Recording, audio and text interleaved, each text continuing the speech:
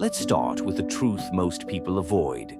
Goodness is not a shield, and morality by itself is not a strategy. We're told from a young age that if you're kind, honest, and hard-working, life will reward you, that people will recognize your efforts, that the universe keeps a scorecard. But you've probably learned, painfully, that it doesn't. You can give your best, do what's right, speak from the heart, and still be overlooked, taken advantage of, or outright used. Not because you're weak, but because you never learned to protect your strength. You see, in this world, reality isn't king. Perception is. And the harsh truth, people don't treat you based on your intentions. They treat you based on how you're perceived, on the role you play in their mind. If you seem harmless, you'll be dismissed. If you seem uncertain, you'll be challenged. If you seem endlessly available, you'll be taken for granted. This isn't cruelty. It's human psychology. Philosopher Friedrich Nietzsche once wrote, "He who has a why to live can bear almost any how." But here's what he didn't say.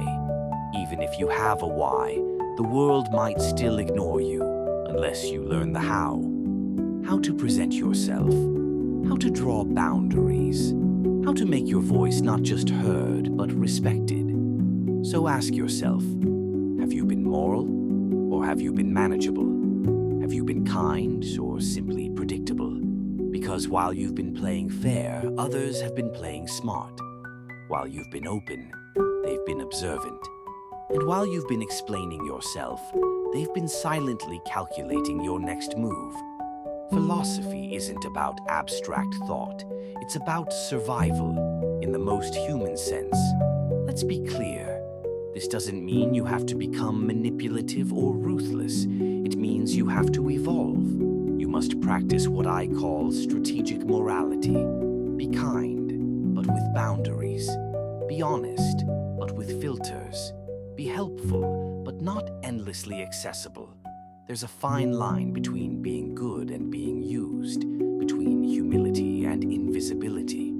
True strength lies in emotional clarity, the ability to remain grounded while others react. Not every battle requires a response. Not every insult needs correction. Not every opportunity needs to be chased. When you master your emotions, you become a mystery, and mystery is power. Because people don't fear what they understand, they fear what they can't predict. Now let's talk about time. One of the greatest lies we're sold is that success is a race, that we must rush, react, grab attention before it fades.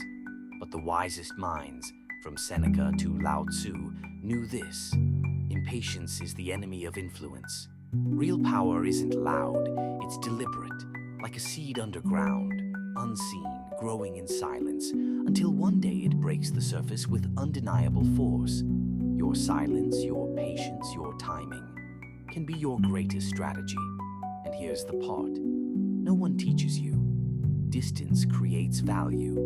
If you're always there, always saying yes, always explaining, you'll blend into the background. You'll become familiar, expected. And what's expected is rarely respected. Step back, observe, create space for your presence to be missed. Let others wonder what you're thinking, not because you're hiding, but because you're choosing what to reveal and when. Here's the takeaway. You were never weak for being kind. You were simply unarmed. The world isn't waiting to reward your goodness. It's waiting to see if you know how to protect it. Philosophy, real, raw, useful philosophy, isn't just about asking why. It's about knowing how to stand firm, how to speak powerfully, how to protect your values while navigating a world that often contradicts them. So I ask you, are you ready to stop living on default settings? Are you ready to combine wisdom with willpower? To walk gently, but never unprepared? If so, remember this. Power isn't just in strength. It's in silence, in timing, and in the space between your thoughts. If this made you think, really think, subscribe. Because here we don't just talk about philosophy. We learn how to live it.